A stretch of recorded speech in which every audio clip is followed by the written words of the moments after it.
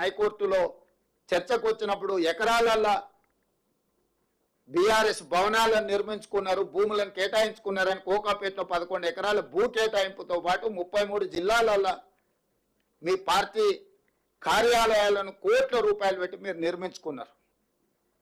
మీ భవనాలను నిర్మించుకోవడానికి, మీ ఫామ్ హౌస్లను నిర్మించుకోవడానికి, మీ పార్టీ కార్యాలయాలను నిర్మించుకోవడానికి చూపించిన శ్రద్ధ, కేటాయించిన నిధులు, తీసుకున్న భూములు, పేదవాళ్ళ పట్ల మీరు చిత్తశుద్ధి చూపించలేదు. స్పష్టంగా మీ ప్రాధాన్యత మీరే. మీ ప్రాధాన్యత మీ భవనాలు, మీ ఫామ్ హౌజులు, మీ పార్టీ కార్యాలయాలే. మీరు పేదల కోసం ఇస్తా అని హామీ ఇచ్చిన డబుల్ బెడ్రూమ్ ఇండ్లు కాదు. ఎన్నికల సందర్భంగా చంద్రశేఖరరావు గారు పదే పదే చెప్పినారు, ఇందిరమ్మ ఇండ్లను డబ్బా ఇండ్లతో పోలుస్తూ డబ్బా ఇండ్లు వద్దు, డబుల్ బెడ్రూమ్ ఇండ్లు ముద్దు. అల్లుడు సాడ్ ఉంటాడు, కొడుకు కోడలు ఉంటే ఆడుంటారు. పండుగ పూటనాడు కోడి పిల్లను కుక్క పిల్లను ఉంటే ఆడగట్టేసుకుంటారు, మేక పిల్లు ఉంటే ఏడబెడతారు.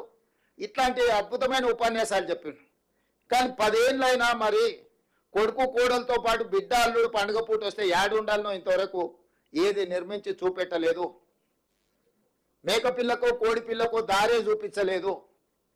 కానీ బెల్ట్ షాపులు మాత్రం బస్తీల ప్రతి కాలనీలో మాత్రం సంపూర్ణంగా ఏర్పాటు చేయించిండు. ఎక్కడ కూడా లేకపోతే ఎతికి మరి వాటిని తెరిపించిండు. అంటే ఈ విధానము 10 సంవత్సరాలు పరిపాలన చేసి రాష్ట్రాన్ని పూర్తిగా అధోగతి పాలు చేసి ఆనాడు 2014 జూన్ 2 నాడు 16,000 కోట్ల రూపాయల మిగులు బడ్జెట్తో చంద్రశేఖరరావు గారికి రాష్ట్రాన్ని కాంగ్రెస్ పార్టీ అప్పచెప్పింది. ఆనాడు తెలంగాణ బిల్లు ఆమోదించడంలో క్రియాశీలక పాత్ర పోషించిన ఆనాటి ఉమ్మడి శాసనసభ డిప్యూటీ స్పీకర్గా బట్టి విక్రమార్క గారు కుర్చీలో కూర్చొని బిల్లును ఆమోదింపజేసిన తెలంగాణ రాష్ట్ర చర్చ వచ్చినప్పుడు వారు డిప్యూటీ స్పీకర్గా నాకు అవకాశం ఇస్తే నేను చాలా విషయాలు సభలో ప్రస్తావించిన. ఈ రోజు కూడా అవి లైవ్లో ఉంటే మీరు ఒకసారి చూడొచ్చు. సో ఆనాడు కేశవరావు గారు కానీ వీళ్ళందరూ ఒక సామాజిక బాధ్యతగా ఆలోచన చేసి ఖచ్చితంగా తెలంగాణ రాష్ట్రం రావాలి అని పార్టీ విధానాలు కొంత ఆలస్యం అయితే కూడా వాళ్ళు ఒత్తిడి తీసుకొచ్చి రాష్ట్రాన్ని సాధించిండ్రు.